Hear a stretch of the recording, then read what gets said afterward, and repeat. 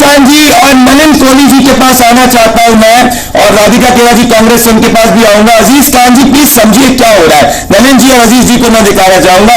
पहले अजीज जी आएंगे और फिर नलिन कोहली जी के पास आ रहा हूं, सीनियर नेशनल स्पोक्समैन है भारतीय जनता पार्टी के। अजीज जी, ये बात हिंदू मुसलमान की नहीं है, मैं वही डिबेट कर रहा हूं जो आइडिया गांधी परिवार के करीबी इंदिरा गांधी के साथ में रहे हुए हैं, राजीव गांधी के साथ में रहे, कांग्रेस की इकोनॉमिक पॉलिसी फॉर्म करी है। वो कह रहे हैं कि भाई मिडिल क्लास का जो पैसा है उस पर 55% तक का टैक्स लग सकता है जब वो अपने पूर्वजों से अपने बेटे बेटियों को देंगे। पहली बात तो नलिन जी से पूछूंगा अजीज जी के बाद आने के बाद कि भाई ये लीगल है कि नहीं लीगल है। पर अजीज जी क्या कर रहे हैं आप देश के अंदर? आप देश के अंदर मेहनत को प्रमोट नहीं कर रहे, आप देश के अंदर बेकारी को प्रमोट कर रहे हैं। देखिए प्रदीप जी, मैं देख रहा हूं कि फर्स्ट पेज का इलेक्शन हुआ है और जिस तरह बीजेपी में खलबली है, बौखलाहट है, नैरेटिव सेट करने की होड़ लग गई है। हम कहेंगे होड़, माननीय मोदी जी ने एक आवाज क्या उठाई, मैं देख रहा हूं सारे नेता आज पूरी तरह से टूट पड़े हैं। क्या देश की जनता क्या चाह रही है? क्या वायदा किया गया था 2014 में, उस वायदे पे बात नहीं करेंगे। 10 साल आपको इस सरकार को बनाए हुआ है।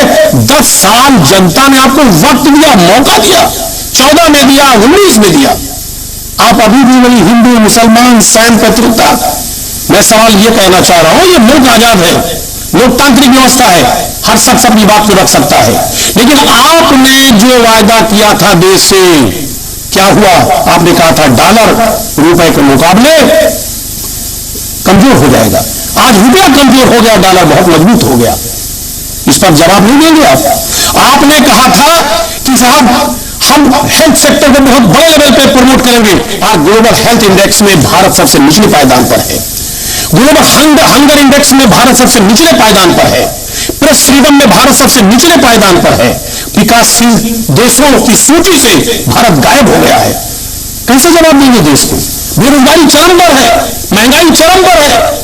इस पर बात करने के बजाय लगातार माननीय मोदी जी एक नैरेटिव सेट करना चाहते हैं, वो अखाड़ा छोड़कर भाग रहे हैं। अजीज जी, मैंने आपको जानते हैं जी, आज जनता जब सवाल पूछ रही है तो सवाल का जवाब नहीं है।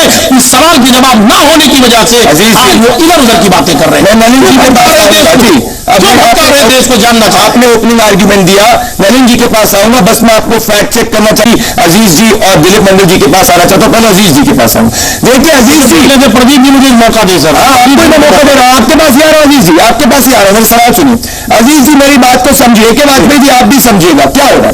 भाई देखिए, जहां पे कांग्रेस पार्टी की सरकार रही है वहां पे किस तरीके से इकोनॉमिक पॉलिसी, इस वक्त की मैं बात कर रहा हूं दिलीप मंडल जी, डिप्लॉय करी गई है। लिबरलाइजेशन ग्लोबलाइजेशन के एरा में लिबरलाइजेशन ग्लोबलाइजेशन को सपोर्ट किया जाता था। अभी नई कांग्रेस पार्टी के अंदर अजीज जी और इंडिया अलायंस के अंदर 2 शब्द अलग से लिखे गए मैनिफेस्टो में, एक सोशो इकोनॉमिक सर्वे और उसके बाद में जितनी आबादी उतना हक और माइनॉरिटीज को उनका हक दिलाना। अब पास में कांग्रेस की गवर्नमेंट ने जब भी माइनॉरिटीज को अपने हक दिलाने की बात करी है, इसमें प्रेफरेंशियल जो सबसे हक मिला है वो मुस्लिम माइनॉरिटी को मिला है जो सेकंड लार्जेस्ट मेजॉरिटी है। तो इसीलिए तुष्टीकरण के आरोप लग रहे हैं। और ये तुष्टीकरण के आरोप पे क्या जवाब देंगे अजीज जी आप? देखिए प्रदीप भाई, मुझे 1 मिनट दीजिए, कम से कम 1 मिनट पूरा दूंगा। फिर दिलीप मंडल जी गांधी जी के पास तमाम से वाजपेयी और राधिका जी सेंड करूंगा। प्लीज मुझे जवाब। पहले मेरा मोटा सवाल है, जवाब आखिरी में जो है वो वाजपेयी जी देंगे। और आपसे भी मेरा सवाल होगा कि ये अभी EWS का स्कीम आया है, ये EWS क्या है? ये इकोनॉमिकल वीकर सेक्शन, जो इकोनॉमिक तौर पे जो वीकर है उनका एक सर्वे करके स्थिति का जायजा लेना कि कौन इकोनॉमिकली वीक है। यही तो EWS है। कैसे पता चलेगा? सवाल यह कैसे पता चलेगा? जब तक जनगणना नहीं होगा और इकोनॉमिकल सर्वे नहीं होगा कि कौन सी कैटेगरी, कौन से लोग किस कंडीशन में है, उनका इकोनॉमिक सिस्टम क्या है, बगैर सर्वे के कैसे पता चल सकता है? पहला सवाल। तो अगर कांग्रेस कह रही है कि हम इकोनॉमिक सर्वे करेंगे ताकि पता चले कि कौन से लोग, कौन से दलित, शोषित, वंचित समाज ऐसे हैं, कौन से जरूरतमंद समाज ऐसा है जो वाकई में कमजोर है, और उसको सरकार मदद करेगी। मदद करने का भी फार्मूला इसमें बता दिया कि 7 रुपए हम देंगे और कैसे देंगे। सरकार आर्थिक रूप से मदद कर सकती है, धार्मिक रूप से किसी को नहीं कर सकती अलग से। आर्थिक रूप से भाई आप बात नहीं है, प्लीज मुझे बोलने दें। नहीं, आपने बोला अभी कोई धर्म नहीं, आपने बोलिए अब आप बोलिए नहीं देंगे तो आप बोलिए, पर मैं कह रहा हूँ आर्थिक रूप से मदद कर सकती, धार्मिक रूप से नहीं कर सकती। देखिए सर 30 सेकंड मुझे तो विनय पंडित जी के पास, तो दानिश जी अभी तक नहीं आए, पास आना sir please 30 second, 1 minute sir. पहली बात तो कहीं कोई धार्मिक बात नहीं है, लेकिन बीजेपी एक खौवा खड़ा कर रही है और संत गिरिजा के स्टेटमेंट में कि साहब उनका बयान कांग्रेस का बयान है।